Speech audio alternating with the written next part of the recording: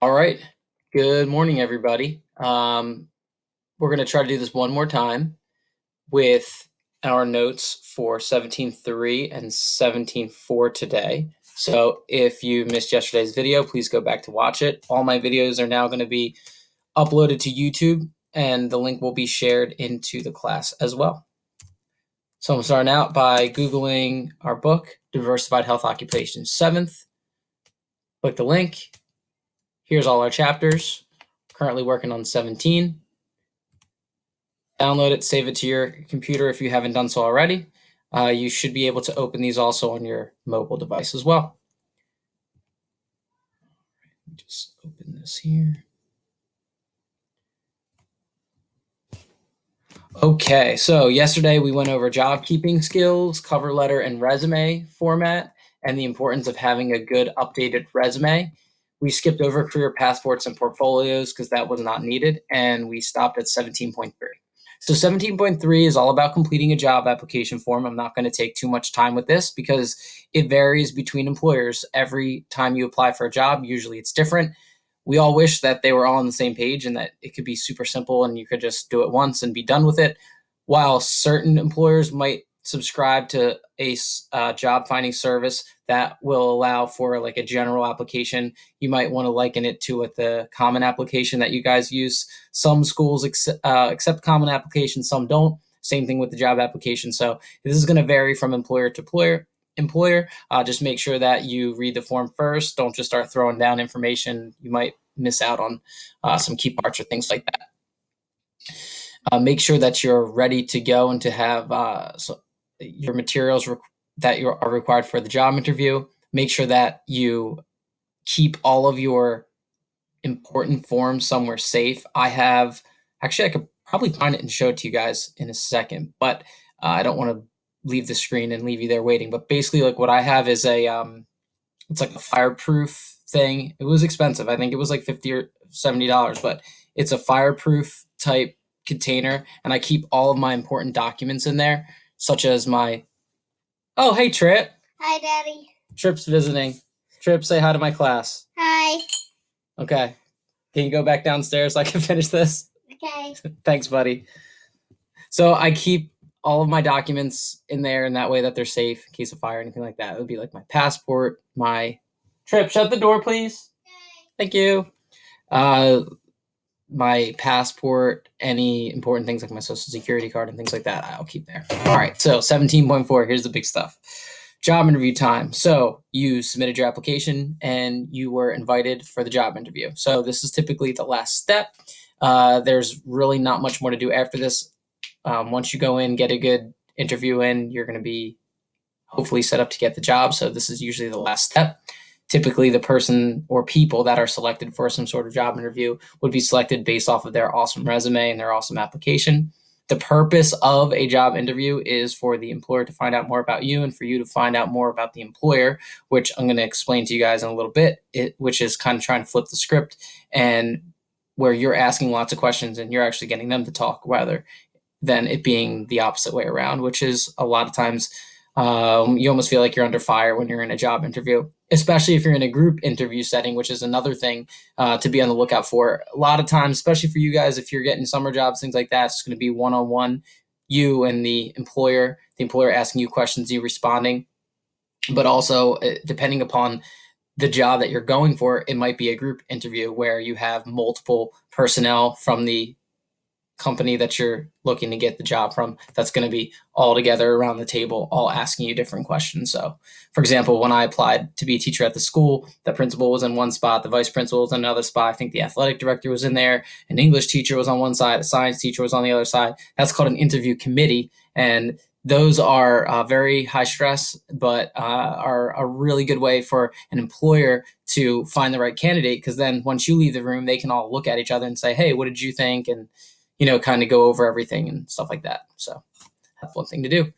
Job interview, you're going to want to make sure that you dress appropriately. If we were in class, we would do this kind of fun activity where I have you guys do a what to wear and what not to wear to a job interview. It's kind of almost like a collage, but we'll skip over that. So basically the idea is to dress appropriately for the job interview. It's pretty simple, guys. You want to be business casual to formal, depending upon the job interview. If I always say it like this: if you're going to apply for a job at American Eagle, dress in American Eagle clothes. If you're going to be, applying to be a teacher, dress how teachers dress. Put on a tie, put on a shirt, something like that. If you aren't sure, you don't want to overdress, but at the same time, you don't want to underdress. I'd much rather be overdressed. I'd much rather show up for a Wawa interview in a shirt and a tie than flip flop shorts and a t-shirt. So just kind of consider that. You should leave and give yourself time to get early for an interview, and absolutely make sure that you know the location of the interview. I can tell you guys kind of a funny story, something that happened to me.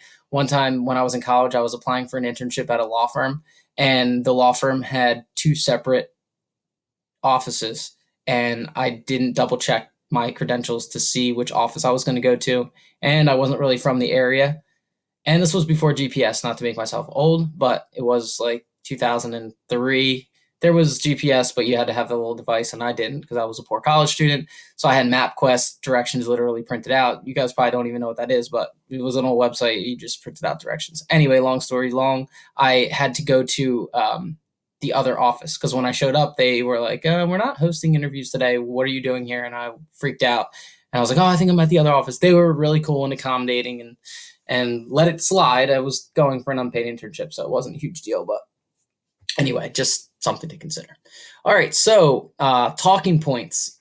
What I usually like to do is I like to have something pre-made when I go in, whether it's like a notebook or something like that, that has talking points of things that I absolutely want to make sure I bring up and I talk about. These are things that you essentially want to brag about. So you're going to want to put down on a job interview, say there's some amazing thing that you've accomplished in your life. You were in Scouts and you got some sort of high honor. Like me here at the school, I run the blood drive and I raise thousands of dollars in scholarships for students. If I'm going to be going for a job somewhere, that's a talking point for me. I'm going to make sure that I want to have that. So I might have like a piece of paper with my top 10 talking points, things I absolutely want to bring up and try to work them in. So for example, if you're asked a question like, what are a time that you exhibited leadership in your previous position, and you're scrambling for an answer, you can't think about it. Maybe you look down at your talking points and something jumps out at you. You wrote down captain of the soccer team or leader for your youth group. When you look down at that talking point, it's going to spark your brain to say, oh, I can start to talk about that. It's much easier to talk about things that you have actual knowledge and experience about than it is to try to make stuff up on the spot. If you're making stuff up on the spot to try to lie your way through a job interview, it's not going to look great. You're not going to look great. So just think about that. So after you've done your talking points and the interview goes wonderfully, always follow up. It could be a handwritten note, an email, anything. There's many difficult questions that will be asked during the job interview, so make sure that you study what those questions might be. Use the internet. There's a million different sites out there that'll give you guys examples of questions that you might be asked in a job interview. Be ready for the mother of all interview questions, which is the first question you're always asked, which is tell me a little bit about yourself.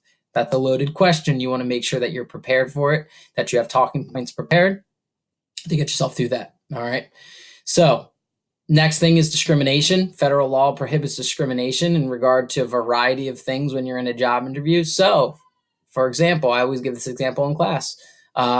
Ladies or gentlemen, if you go into a job interview and you have a wedding ring on, and the job interviewer says something like, "Oh, I see you have a wedding band. Are you married?" And you say, "Oh, yeah, I'm married." And now here we go. You're already in territory that you're not supposed to be in. Say they say, "Oh, wow, do you have any kids?" "No, I don't have any kids." "Oh, are you planning on having kids soon?" And you say, "Yeah, I'm going to be having kids in the next 6 months," or something like that. And then all of a sudden you don't get a call back for that interview and you're like, whoa, I was super qualified. I knew exactly what was going on. Well, you just got discriminated against based on your marital status and the fact that you were likely going to have a kid. And unfortunately, that's something that happens in our society because most employers are required to give paid leave. And so if you kind of give too much personal information out and they see that you're going to be someone that, oh, we're going to hire this person, and then 6 months later they're going out on leave, that's going to be something that's going to really harm you. So in a job interview, so make sure that if you're ever asked anything about that, just say, is that relevant to the position? I'm not really comfortable answering that, anything like that. Typically you shouldn't be asked about things like that, but you might. Your religion, what race you are, what sex you are, your sexual preference, anything like that. Federal law discriminates that being asked in a job interview. Sadly, though, it's really hard to press charges or anything like that. Like, say you are asked a question and say you answer it, and that's why you don't get the job. It's really hard to go back and sue the employer over that because, one, your damages are low. I mean, it's just like you didn't get the job. And two, the employer is just going to say, well, we just decided that that person wasn't a good fit. They don't really have to give information. So watch out for that. All right, we're going to stop there. That's the job interview stuff. I will be posting a couple articles and things like that. Determining net income, gross income, and all of that is kind of a little bit mathematical. It's about budgeting, and that requires its own little lecture in and of itself. So thank you guys for listening. Share this video out to your friends. Leave some comments below if you are unsure of anything I said. And I would just say, if you could definitely leave a comment just to let me know you watched the video. That would be awesome. So I know I'm not wasting my time with these. I hope you guys enjoyed it. Have a great day. Wash your hands. See you on the internet.